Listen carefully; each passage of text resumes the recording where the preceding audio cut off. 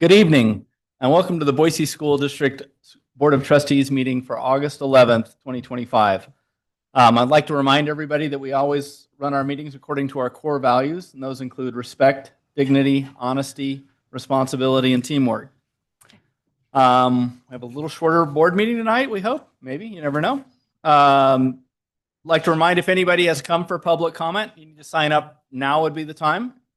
We need to do that before the meeting, whether it's public comment on agenda items or it's public comment that's not on agenda items. And with that, we will move to the Pledge of Allegiance.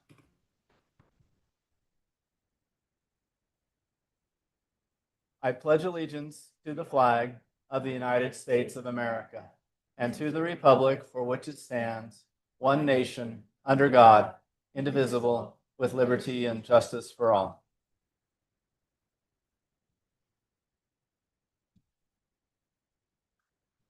And we will go ahead and move to consent agenda items. Are there any consent agenda items that a trustee would like to pull for additional consideration? Seeing none, I would entertain a motion. Trustee Greeley. Thank you, President Wagers. I move to approve the consent agenda items 1 through 5 and closures 1 through 23. Is there a second? Second. Second from Trustee Gregory. Any discussion? Trustee Donovan. Thank you. I would like to thank the district for putting together the handbooks, the classified employee handbooks, the certified employee handbooks, elementary handbook templates, secondary handbook templates, the volunteer template. As a former principal, oh my gosh, I would have loved to have consistency and having everything kind of aligned to my neighboring schools. So I was blown away by it. Read through it all, loved it. Thank you so very much. President Wagers. Trustee Gregory. I also wanted to comment that summers is thought of as vacation time. This is evidence that a lot of work is going on during the summer, that we have folks who are working in departments that are not necessarily in the classroom, that are essential to the running of and preparing for opening day. You know, all those little kids ready to get on buses have to have buses that appear and are manned. And, you know, there's just so much work that goes on. Thank you. Thanks so much to you and your staff. Great. Trustee Greeley. Thank you, President Wagers. Pretty much the same kind of awareness of just the amount of work that went into this. And I love on the handbooks, after the title page, it's so nicely spelled out our mission, our vision, our values. I was really excited about the volunteer handbook too. So really great job. Thank you for all the work that you all did and all the busing that for preparing for the students. Any other discussion on the consent agenda items? Seeing none, we'll move to approval. All in favor of approval of consent agenda items and enclosures 1 through 23, please say aye. Aye. Any opposed? Motion passes. We'll go ahead and move on to reports and recommendations. And I think we have an early literacy update and pinch hitting for Faith Reader. I think we have Deputy Superintendent Johnson.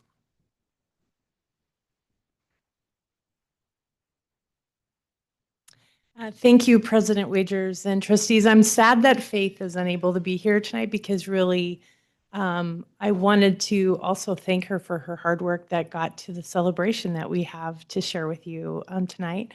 And Rebecca, you're going to come up here shortly and give your principal perspective as well. So you can go ahead and go to the next slide. As you know, within the strategic plan, the results that I'm going to share, or what I would say are KPIs that I'm going to share within our first goal, it's listed there before you. And then the action items that are related to the goal of delivering an exceptional, aligned pre-K to 12 curriculum, which prepares students for success in work, college, and university studies and citizenship. As you know, literacy is the foundation of all of those good things. You can go ahead and go to the next slide. And the KPI that I'll be celebrating and sharing with you tonight that you established as a board of trustees is to increase the percentage of students meeting or exceeding grade level proficiency and/or growth benchmarks in math and reading by the end of each academic year. and I'm here to talk about early literacy. And we have some really great news. And I'm not a statistician, but I've done a lot of work in data. And this type of growth is pretty amazing. I wanted to explain a little bit of the color coding that you see here. So the investment of the board in the 22-23 school year in all-day kindergarten, we wanted to show that with a kind of a different color so you could see some of that investment then pay off this last school year. So going from in 2019 to 50% of students achieving proficiency, and this is all in kindergarten, in the spring, using the test called the IRI, from 50% to 80%, that is huge celebration. So I thought we should just take a moment and celebrate that. And again, I would love to give Faith and the literacy coaches big kudos. And I wish they were here to be able to hear the applause tonight for their hard work. So you can go ahead and go to the next slide. So one of the things that we would be remiss, in addition to celebrating, it doesn't happen by accident. We get that kind of intentional result from a lot of hard work and intentional work within helping our students. And so the items up here on the screen are just some of the reasons why we believe we saw such a huge increase in proficiency in our students in kindergarten. Obviously, first to our teachers who are working really hard. They had to make some major shifts last year from what they have maybe historically done when it comes to working to ensure that students are reading and meeting those literacy benchmarks in kindergarten, to really changing some of their practices so that they could be more intentional in some of the strategies that they use. You may have heard some conversations around the infamous Blue Book, and we actually were able to have them abandon that in place of using the curriculum that the board has invested in. So kudos to our teachers for making some of them significant changes in their practices. And you know, when you've done something for a while and you have to change, it's really hard. So I want to make sure they know how much we appreciate their hard work.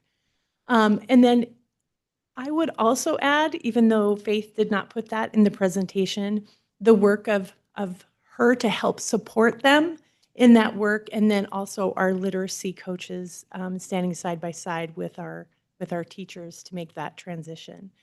Our investment in all-day, everyday kindergarten, which you saw and you've done, and then approaching any of our instruction, but particularly our literacy instruction in that multi-tiered support, multi-tiered system of support. We've ensured that our teachers and our students have the resources that they need and the professional development and support that they need. And then there's also, like I've said, we have learning coaches, we have reading specialists, and we have principals as lead learners. All of this is intentional work. And again, it's not accidental. And I would ask Rebecca if she would want to share anything from her principal hat, and now she has her assessment hat on at the same time. Thank you, Wendy, and thank you for letting me share a little personal narrative because I got to be part of this work in action, and I'm just not going to lie, I'm really nervous right now. So I'm going to look at Debbie. I echo what Wendy said. I want Faith and her team to know how much building principals relied on their work over the last year. They really held our hands and had some really crucial conversations with teachers to help get us where we are. But the really exciting thing is our first grade teachers have never had this many proficient kids walking in their doors. And this week, when Faith met with the kindergarten and first grade teachers, she set the stage for that. And so we have seen what Faith and her team can do with our kindergarten teachers, and now we are moving on to first grade and second grade, and we'll just see those that cohort data grow over the next few years. And it's really an exciting time to be in early literacy in the Boise School District. Do you want me to just do the next slide? Okay. So overall, our IRA proficiency data, you can see here, we really want to dive deeper into that at an upcoming board workshop. We have a lot of plans and strategies and actions that we're going to take toward growing every grade level like we did with our kindergartners. So that will be coming. And then, as you are probably aware, the state has adopted a new assessment tool. It is no longer iStation, it is called Amira. The iStation company kind of merged with Amira, so a lot of the things that you see reporting and stuff might be similar, but the testing is new and different, and that's going to be an interesting and heavy lift for our teachers, but we're ready to support them. So we'll go a little deeper into that at a board workshop. So thank you so much for your support, especially for our kindergarten, all-day kindergarten program. Thank you for your investment in that. Thank you for putting the right resources into our teachers' hands. We really appreciate it, and we see the fruits of that. So thank you. Okay. President Wagers.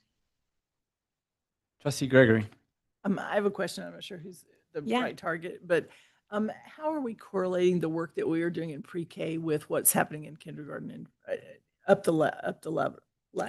That is a great question. I think with the recent adoption of the new materials that that you have purchased for our pre-K program, I think that's going to help us have a better sense of that investment. We're not there yet, but like if we look at our fall IRI data, that should give us kind of a preview of like how many kids we could track the number of students or the students who took advantage of our pre-K program and kind of align it to our kindergarten fall assessment. That would be one way that I would recommend.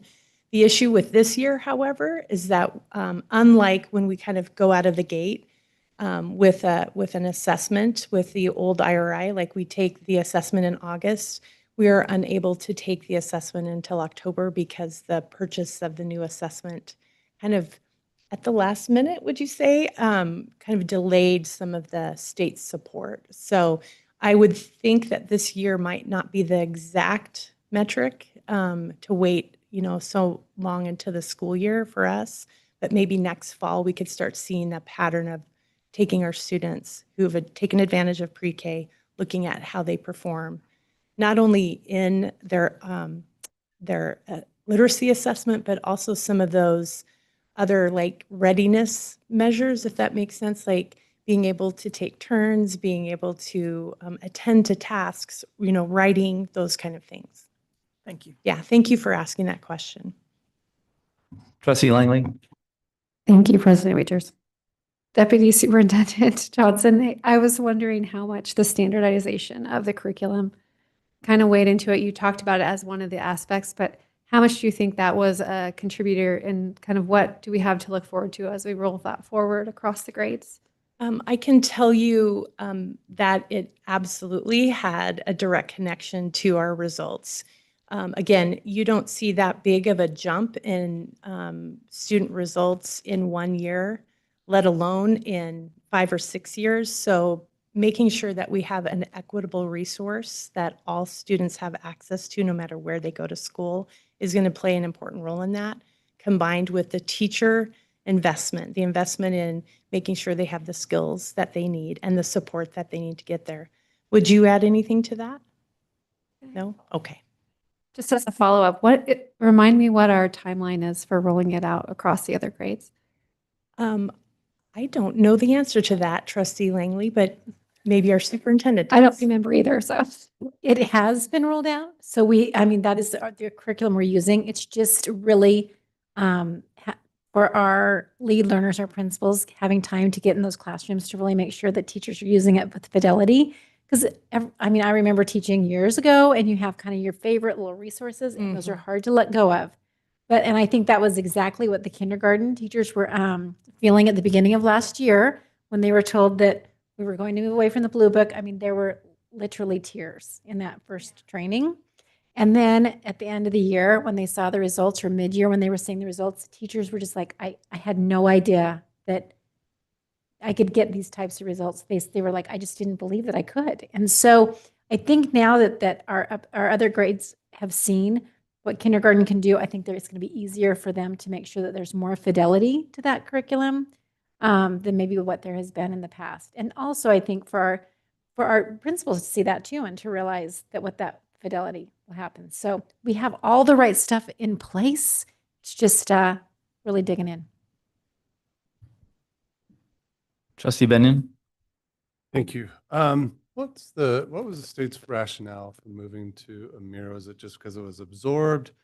And I guess my question or concern is once you change a measurement tool, Right. then it makes it hard to compare. So have we thought through, or has the state thought through how that'll be? I can't speak for the state, Trustee Benyon, but what I can say is that we would make note of that in our data because it won't be comparing apples to apples exactly, and that's very important for the reliability of the information that we share. There's a long story, as I understand it, with why we went with Amira at the state level. I am not able to maybe recall all the details, but knowing that part of it was that the two companies merged. And then there was some bidding information or challenges, I would say, at the state level when it came to a new early literacy assessment. Thank you. Was that the right answer? Oh, it Yeah, sounds good. I okay. think it sounds great. One thing I would say though too is it's going to be really important, and we may have to help teachers with this, and this might be something actually that Rebecca can help with, is I think it'll be really important for them to be able to look at the spring results for students and then look at what those fall results are, like for the particular student, to see, are the skills sets, are they aligning? And would you expect that score? We expect summer slide, of course, but maybe perhaps having had them for 2 weeks in August and all of September before they test, maybe some of that summer slide will be gone. So it'll be important to be able to look pretty much individually at those students to see what skills, they were proficient in the spring versus now where they're at in the fall. Yeah.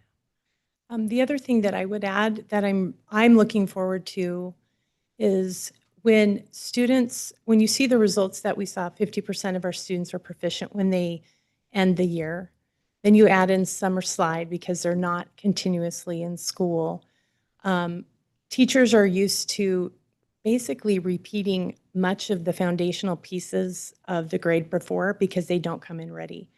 When we have been working intensely and restructuring the support and the curriculum and the focus of our literacy programs, we're actually going to get into grade level content quicker, which is you're going to see the results in that investment of our teachers' time and talents and the resources that they have access to. So I'm very much looking forward to that. President Wagers? Trustee Gregory? Trustee Haslett? So my question is just, does this data reflect our English language learners? Are they included in this proficiency level that we're getting like 80% in kindergarten? That includes? Yes. Yes? Trustee Hassler, all students, the information that we shared in our presentation includes all students. We can disaggregate that by special populations at a future workshop, and that's one of the brainstorming plans that we had, so we can see how we're progressing with all of our special populations like multi-language learners. Thank you. You're welcome. But also exceptional students as well? Absolutely. the whole- Special education. Yep. Trustee Gregory? So my observation with the experience that I'm having right now with elementary school students is that my kindergartner, who just came out of kindergarten, is further along than her third grade sister was at the same time. And she is kind of past that discovery, hesitant learning mode into full-blown reading. And so I just kind of envisioned this kind of growing exponentially such that our teachers are going to be able to get to the content of curriculum faster because they're not having to remediate literacy skills. And from my perspective, it's already going to begin in first grade. Yeah. So that's pretty exciting because we know that grasping literacy skills early and having them nailed down by third grade is a predictor of many things in a child's future, including incarceration in prisons and those who go to college and, those who are ready to go for the workforce and who succeed and graduate and even graduate from high school. All those things are predictive by literacy in Yeah. K through 3. Yeah. So that's really exciting. Thank you, Trustee Gregory. And I would also add, it's exciting for our intermediate grade levels too, because oftentimes if a student we have a large number of students that are needing intervention services. Some of the really fun, cool things we get to do in the social sciences and sciences may not be able to be fully recognized. And when students come in ready and whole groups come in, we can really go deep in some of the fun content that we get to do in those other areas. So thank you for sharing that. Any other questions? No? So, yeah, Trustee Hassler? I know we're going to go into this at the workshop as Yeah. well, but when we look at this focus of what's happened this last year and taking that into the other grades, what grades are we talking? What, like first grade through sixth grade? Like, where is the same process going to translate over to? Trustee Hassler, I will speak specifically to what I know Faith did, and she gave a really positive challenge to our first grade teachers saying, hey, you don't have to restart foundational pieces of kindergarten. These students are going to come in ready because they are proficient. The majority of students are much more than the majority of students are proficient. So really focusing in on first grade. Obviously, we focus in on supporting all grades, but really going to be benefiting from more and more students being proficient. So the challenge was made to the first grade teachers, and then we'll just continue to keep going through and tracking the students by cohort to see how we're doing with that group of students. So that'll be some of the other data that we'll share. But I would add, I think last year, the majority of our focus when we brought our principals together monthly was on core curriculum, how important that strong core curriculum is. And I think our principals probably heard that loud and clear Yes. that we need to be using our curriculum and core is essential to student success. So we should be seeing this translating over into all of our grade levels. Any further questions?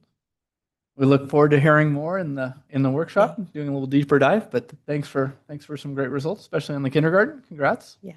President Wagers and trustees, thank you for celebrating with us tonight. Next, we will move on to a certified staff pre-service report. Director Hutchinson. President Wagers, trustees, Superintendent Roberts, Deputy Superintendents Johnson and Smith, thank you for allowing me the opportunity to come this evening before you to talk about some things that are near and dear to my heart. Speaking of which, I'd like to begin before we dive into the report to just acknowledge the love, the extra love shown to the consent agenda this evening by the Board of Trustees. Thank you. Not always the flashiest information in those packets, but important nonetheless, and definitely important information to us HR and operational types. So on behalf of all of us, thank you. Okay. This evening, I would like to discuss an update on hiring and professional development. Like everything we do, the information in tonight's presentation is driven by our strategic plan and the priorities set forth in that plan. Specifically, for the beginning of this presentation will be Domain 2, hiring and retaining the best staff, and specifically Goal 1, that we hire and retain professional employees, along with strategies 1 and 2, which center on recruitment efforts as well as ongoing professional development. Okay, so when we look at hiring, we kind of look at it in two ways, recruitment and retention, with the idea being we want to solicit the very best and then we want to treat them properly and appropriately so that they love being here and we retain them. In this evening's presentation, I'll talk a little bit about some of the things that we've continued to do as well as some of the things that we're doing differently, at least in the last several months.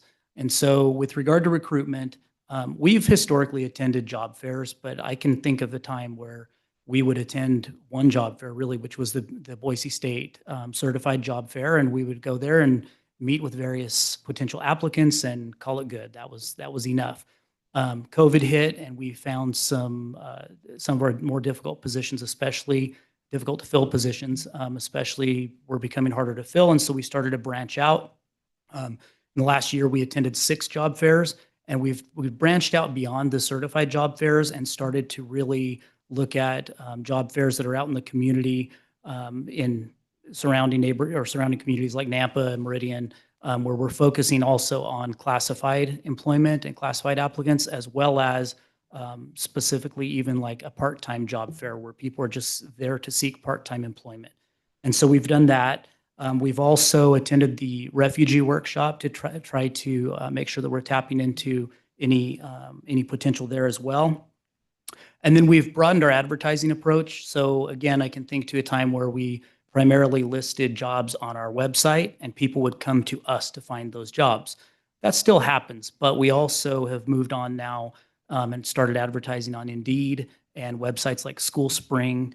And then we wanted to know, because there's a cost associated with some of those, if we're getting a return on our investment. So we added a question on our application that's a mandatory question. You have to answer it before you can proceed, that asks where you heard about us. And so we'll be able to pull a report to look at that data to see if those other publications are effective. So we also, for example, just trying some new things, we reached out to the National Minority Update, which is a publication that is produced quarterly and goes out to colleges and universities, but also to specific groups and advertise through them as well.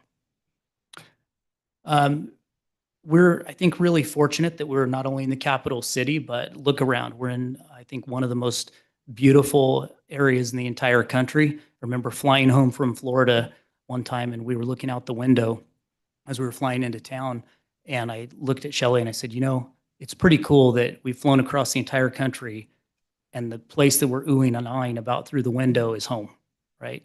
And so we're really fortunate for that. But also we're fortunate that we have a community that really shows a tremendous amount of support for education and for our school district. And so we try to highlight not only the aesthetic beauty of our community, but also the beautiful amount of support that we receive from the community. We've done that not only in face-to-face communication at career fairs, but also we try to highlight that in our recruitment videos that we put together as well. Okay, so beyond recruitment, you start looking at retention. Once we get people here, how do we keep them aside from treating them well? Through the joint negotiations process, we have competitive salaries. We routinely revisit those salaries. So throughout the negotiations process, we'll conduct a market analysis, sometimes in specific realms like speech pathologists, for example, where we're looking at other school districts around us, but also the private sector, if it's applicable, to make sure that we are at or near the top of salary offerings in the Valley. We also, on our classified side, we send out annually, we send out groups of jobs for independent analysis to revisit the job description and make sure that it's appropriately covering that job, but also looking at the wage placement on our index to make sure that it is also appropriate. And then we get recommendations from that and then work with the exec team to determine whether or not any changes are needed there. And so we're always trying to revisit salaries and wages to make sure that we're paying people appropriately. Also, we offer a top-notch benefits plan. I remember going into the eye doctor, glasses, and I went up to the front and I had a question for the person that was helping me, and she said, "Oh, you work for the school district. You should have pretty good insurance." And then she pulled up the screen and looked and she goes, "Oh, you have really good insurance. It's like the Cadillac of vision insurance." And I said, "Well, that's great, right? That makes you feel good when you go into a place and you don't get turned away, that you can be confident that you have a really good benefit plan." And we do. We've tried to send out a variety of information, but we've also learned that sometimes people get bogged down with the amount of reading material. And so we've put some videos on our website that highlight those various benefit packages. And I think it's really important to note that as benefit plans have continued to climb as far as cost goes, we as a district have made the decision to prioritize not only covering the benefit plan for our employees, but also subsidizing the package for their dependents, premiums between 35 to 40%, depending on the tier in which they fall. And so that's, again, something else that I think people really appreciate about our district. And then lastly, we provide high quality ongoing professional development. And I think the ongoing piece is important because if a person has only worked in the Boise School District, I think this could be taken for granted. But if you've had the honor of working elsewhere and you now have the honor of being here, when you look at the fact that A, we have a training center, and B, it is utilized all day, every day. You can look at the training center calendar, and throughout the school year, that there is always, on any given day, training and professional development taking place at the training center. And to have a site dedicated to that, but also the people dedicated to it and the amount of professional development that we have access to really is, I think, unique and helps set us apart. And so we try to highlight that when we're having recruitment and or retention efforts as well. Okay, so the next part, we'll get into some numbers here, looking specifically at the number of certified new hires. So we're going to separate these out by certified and classified employment. When you look at certified new hires, last school year, we hired 142 certified hires. That's right in the realm of what would be average for us. Average would be about 150. It's technically 158 over the last 11 years, but there are a couple of outliers that raise that to 158. It's actually on average about 150.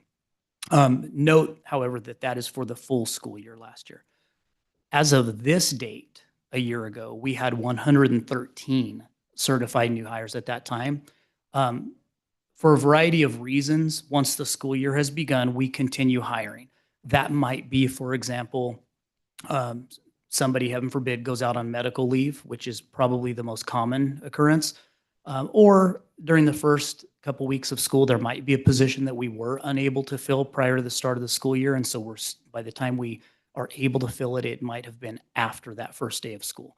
And so last year, again, it was 113 as of today, as of August 11th. And then we had 8 additional certified hires that were vacancies that we filled during the first month of school, and then 5 more as the first semester came to a close. And then during the second semester, we we filled 16 certified vacancies. One important note to add there too, because I used the word added, is that those are not, for at least for the most part, those are not added positions. Those are backfilling of previously existing positions. When you look at 2025-26 year to date, again, here we are at August 11th, it's pretty remarkable. We're at 114 certified new hires. So when you look at that and compare it to the 113 of last year, we're pretty much right on par with where we were last school year at this point in time. Also, it's important to note that this includes pupil personnel as well. So this wouldn't just be this wouldn't just be classroom teachers. This would be like counselors, speech pathologists, psychologists, things like that. Okay, and then on the classified side, at first glance, most likely what'll jump out to you is the sheer number. You look at 608 at the top when we look at last year's number of hires, and you might go, whoa, 608, that's a lot. Couple of important points here to consider. One being that includes all realms of our system. So you're talking food service, facilities and operations. You're talking coaches, which are hired on a seasonal basis. Also, when you look at the breakdown and you see that, okay, as of August 11th, there were 173 classified hires. And then throughout the first month, 139 more, and then 144 throughout the first semester, and then 152 second semester. That starts to seem almost disruptive in some ways, but I think it's important to realize that a lot of those positions are year-round positions that don't follow the school schedule. and are not associated with directly with a school building. And so these might be F&O positions, take a painter position, for example, or some skilled trade that's super important, but they're not hiring necessarily on the school year cycle like we would be with instructional staff. And then when you look at this year to date, we have 157 classified new hires as of today, compared to 173 at this point last year. So again, right within that realm of what we would expect to see. And we can go to the next one. Okay, this slide is probably the one I'm most excited about of all of them. And that's because it's not something where we're seeing a consistency. Instead, we're seeing, well, consistency as far as a downturn, which is a good thing. So just for context, just as a reminder, we're talking about two different things here. We have emergency provisionals, and then we have alternative authorizations, two distinctly different things that often get confused. Emergency provisional is when a person does not have any certification whatsoever, and we absolutely cannot fill the position, and we have to come before the board and request an emergency hire. That person is granted a once-in-a-career, 1 year only certification to come in and teach that year, and it can never be used again by that individual. Obviously, we try our best to avoid using those as much as possible. Then you have the alternative authorization, which is a person that is certified, but we might need them to teach something that's slightly outside of the realm of their existing endorsement. So for example, the easy one is you're at a high school, you have 2 periods of biology open, and you have a chemistry teacher that goes, oh, I can cover that. But they don't have the biology endorsement. And so they have the aptitude, but they don't have the appropriate endorsement. And so there's a process through the state that we can apply for an alternative authorization that actually will allow them to permanently add that endorsement to their existing certification. Now, when you look at the numbers, though, what you'll see, 21, 22, in fairness, we were coming out of COVID, and I think that contributed to the relatively high number of emergency provisionals. But when you look at it, on any given year, if you extend this even farther back, we're usually going to have 4 or 5 emergency provisionals. And as far as alternative authorizations, we're going to hover somewhere around 22 or 23. When you look at last year, what you see is first time that I could find, we had 0 emergency provisionals, and we had 11 alternative authorizations for the entire school year. Currently, knocking on wood, we have 0 emergency provisionals with school starting, and we have 8 alternative authorizations. So that what happened last year is not an anomaly. It appears to be holding.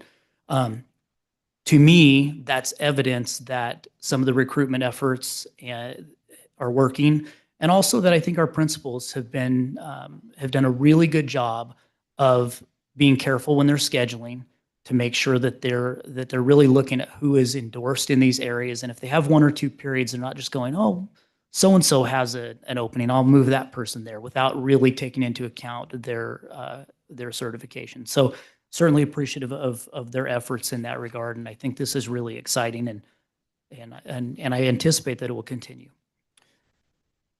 Okay, moving on, and I intentionally, by the way, went in reverse. We went from domain 2 to domain 1 on the strategic plan here, but for domain 1, again, this information can be driven by our strategic plan. Domain 1, goal 3, dealing with professional development, and specifically strategies 1 and 2, focusing on the professional development we provide to staff, but also the administrative leadership development that we also believe in. And so our opening session was on July 25th and July 28th, respectively, which was a Friday and Monday. We welcomed our administrators back, and the first day of that session was operational in nature and focused on safety and security, as well as a variety of updates from things like Title IX, IT, legislative, and finance. And then we brought them back on a second day, which was Monday, to really look at the professional development roadmap and where we're headed for this year, while also, I think, emphasizing to our administrators that roadmap was constructed based on the input from staff. And then we brought in one of our consultants, Dr. Kristen Anderson, who came in and talked to our administrators about the importance of taking care of themselves and their own well-being as leaders, with the idea being you have to take care of yourself to appropriately take care of others. Then on August 4th and 5th, we moved from welcoming our administrators back to now welcoming our new to district and new to profession staff. And some of you were able to attend the first day of this. We appreciated that for those that were able. Super exciting 2 days. We started by the first day by getting everyone their laptops and offering any tech support that was needed. And then we went through, I think, pretty extensively an introduction to the systems of support that are provided, what they can expect as far as support in our district. They, I think, had kind of like information through a fire hose. It was a lot. We talked about wellness so that they could become acquainted with our wellness program, and then the Boise Schools Foundation, and then wrapped up that day with student-centered learning discussion followed by a lunch with BEA. And I'm going to come back to the student-centered learning discussion in a minute. Second day, they came back, and upon their return, they went into content sessions with our content supervisors, and then learned about pillars. And then they were able to go back and have some time in the building with their mentors and principals. And I think when I look at that picture of this year's group of new to district and new to profession staff, which, by the way, I'll just side note, of that group, it's right at 60% new to district and 40% new to profession. But when I look at that group, what was really striking to me, and I think some of us that were talking about, Lisa and Nick and I were talking about it, and Wendy, is that when you listen to the discussion on student-centered learning, you listen to the types of questions that were being asked and the thoughts that were being expressed by our new teachers, it was kind of mind-blowing, because it's the depth at which they were interacting was way beyond what I think any of us would have expected for a group of new people coming in. And so it kind of raised the bar. Patty Bellin, who runs our induction program, leaned over and goes, I think I'm going to have to differentiate our induction program this year because they're ahead of the curve for sure. So that was just a really, I think, promising group of people, and really fortunate with the quality of teachers that we're attracting. And then lastly, on August 6th and 7th, we had all of our teachers return, and we kind of flipped it. So we did on August 6th, we offered PD opportunities for our secondary teachers, and then had our elementary teachers out in their buildings. And then we flipped that on August 7th, did the elementary PD and allowed secondary teachers time in their buildings. And those PD opportunities range broadly across the board, depending on age span as well as, or grade span, as well as content area. And with that, I will stand for questions. Any questions for Director Hutchinson? Trustee Gregory? Thank you. I'm not sure if this is directed to you, but I'll start there. Your assessment of the preparedness for incoming new to the profession. I'm making an assumption that this speaks well for their pre-service preparation at the university. And that's encouraging, that there's a correlation between pre-service preparation and application that quickly, because oftentimes those two don't match. And you have to, it's kind of like starting, okay, I know that you graduated with your degree, but here's the way we do things. And so if there's more alignment there, that's a positive thing. And do you think we can attribute it to that? Yes, President Wagers, Trustee Gregory, I think that's a really keen observation. I would agree with that. I think our local universities have done a really good job in that regard, and it's showing. I think also because some of them, again, approximately 60% are also coming from neighboring districts.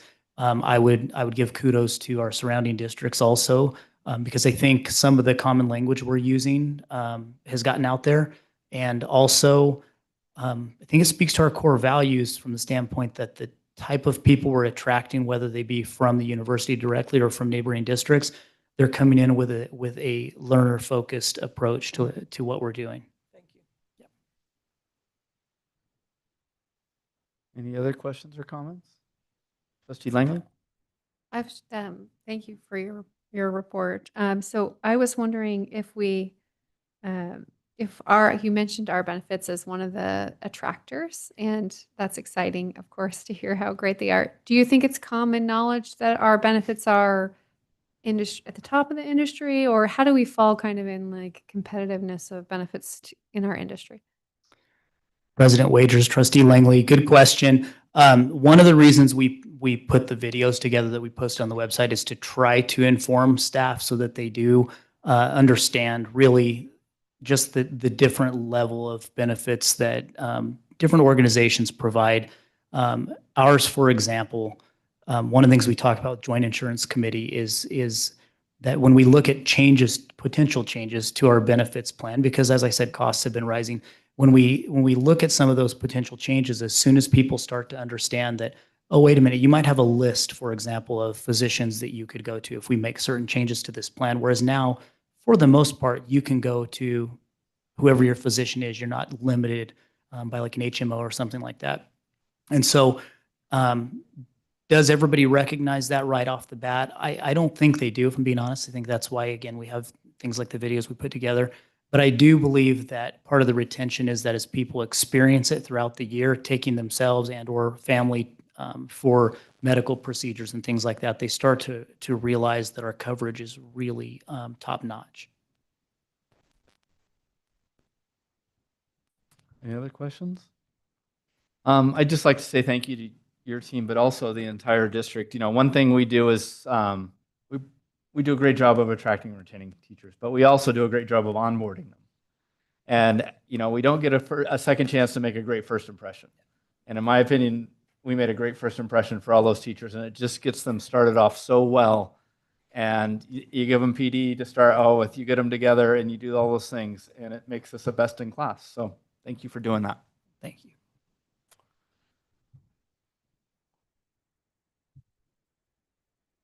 I think we are. Anything else from you? Nope, not for me. Thank you very much. All right. Thanks, Jason. Appreciate it. Next, we'll move on to some policy, some other business. Director Anderson. Yeah, I'm going to someday, and it's a long way in the future, but if I can't say Director Anderson and we're talking about policy, I just won't know what to do. Thank you. I think. Well, good evening. I am happy to be here. This is going to be a little bit easier than last time because really what we're doing today is we have several policies up for second read. But if you are playing along at home, we don't have any first reads. There is one that I wanted to bring your attention to in our second reads.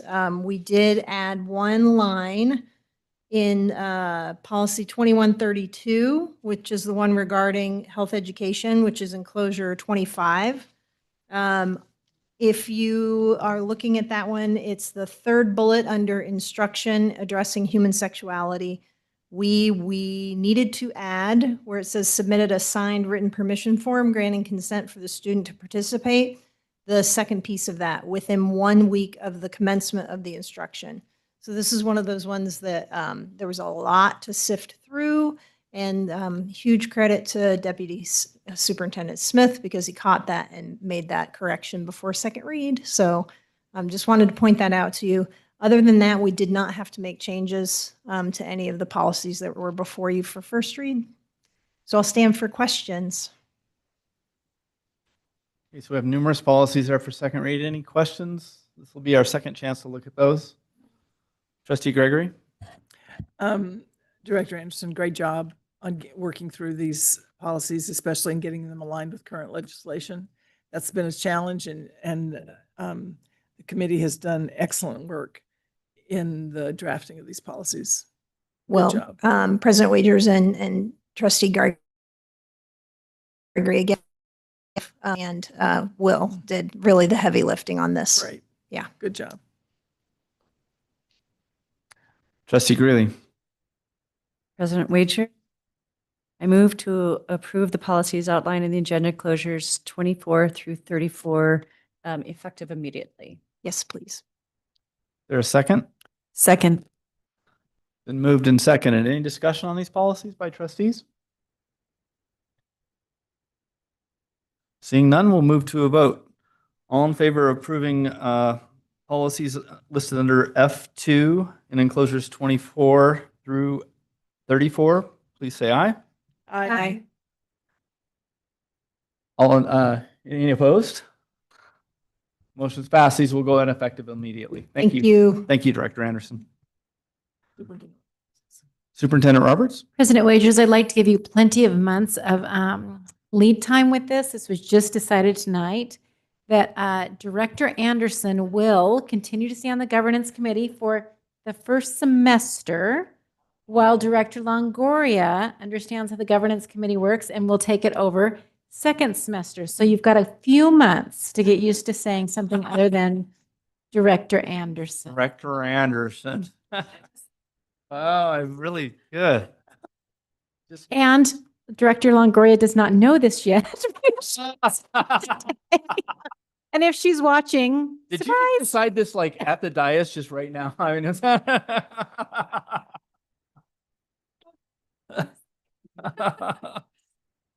wow. Shocker. Okay, well, we move on. We have I don't think we have anybody signed up for public comment. Is that true, Clerk Snyder? Okay. And so we will move on to executive session. I do believe we have an executive session. Entertain a motion for that. Trustee Greeley. Thank you, President Wagers. I move that we go into executive session according to Idaho Code 74-2061BF. Second. It's been moved and seconded. Clerk Snyder, will you do a roll call vote? Trustee Wagers, Aye. Trustee Greeley, Aye. Trustee Gregory, Aye. Trustee Langley, Aye. Trustee Benyon, Aye. Trustee Donovan, Aye.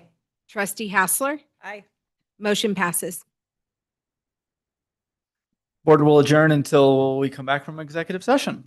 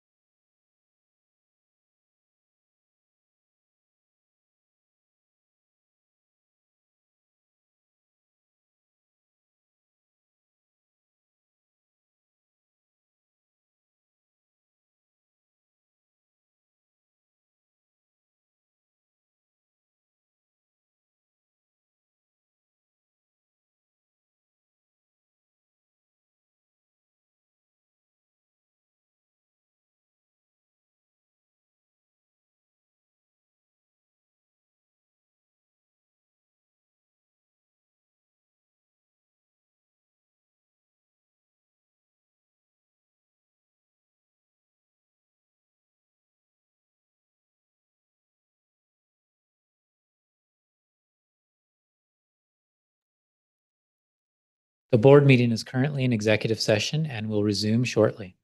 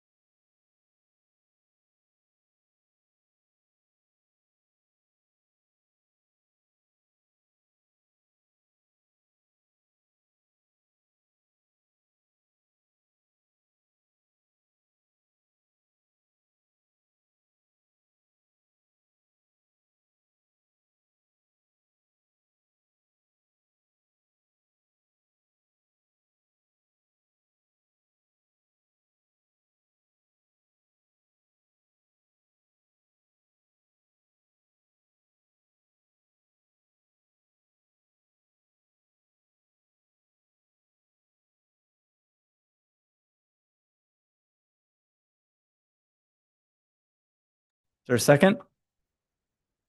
It's been moved and seconded. We reconvene back in open session. All in favor, say aye. Aye. Any opposed? We're back in open session. I think we have a motion from executive session. President Wagers? Trustee Greeley. I move to accept the recommendation from the superintendent to set a hearing to consider the termination of employee A under Idaho Code 33-5135. Is there a second? It's been moved and seconded that we accept the recommendation from the superintendent to set a hearing to consider termination of employee A under Idaho Code 33513-5. Any discussion? Seeing none, we'll move to a vote. All in favor, say aye. Aye. Any opposed? Motion passes. I think that ends all regular business. We will now move to board trustee superintendent comments. Trustee Benyon? Go ahead.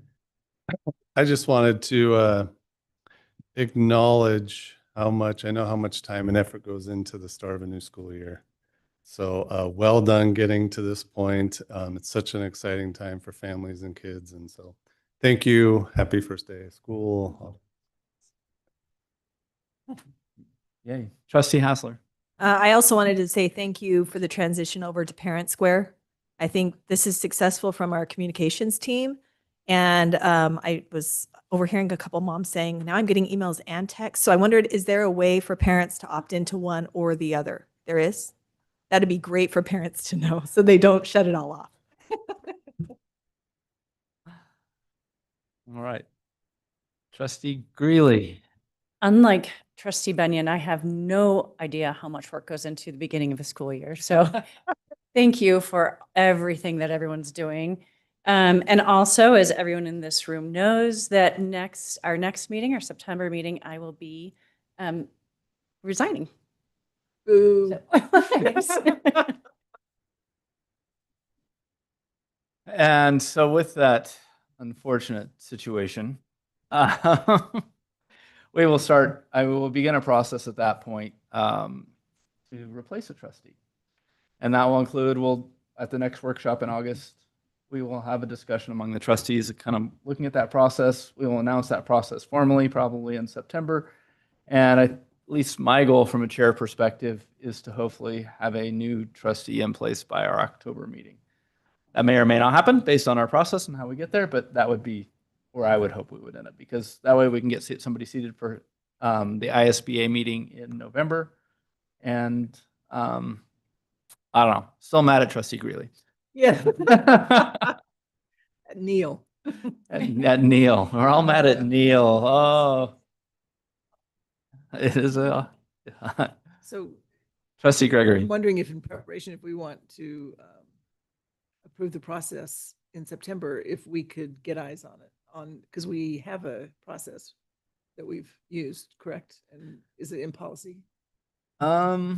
It's not specifically in policy per se, other It's a than procedure. the charter, I believe, itself. And so that's what we'll talk about at the workshop. I think we'll go through that and Okay, kind of cool. decide as a Yeah. group. I mean, we won't make a formal decision at that point, but we can actually go through options and then hopefully come to where we can have a motion at the workshop. I mean, at the regular board meeting in September.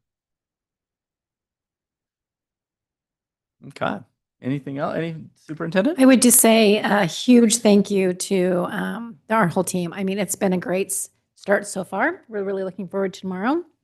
9 o'clock on the first day of school is pretty, I guess now with our late start schools, I have to say maybe about 9:30 is a pretty amazing feeling, because all those kids are where they're supposed to be and those teachers are, the magic is happening. And so we're really excited for that. But just want to thank our team, because our team has worked really hard to get here. And we're off to another school year. It's always so exciting. Yay. Optimism abounds. Yes, yes. Trustee Gregory. President Wagers, I move to adjourn. It's been moved. Is there a second? Second. Second from Trustee Langley. Any discussion? All in favor, say aye. Aye. Any opposed? This meeting is adjourned.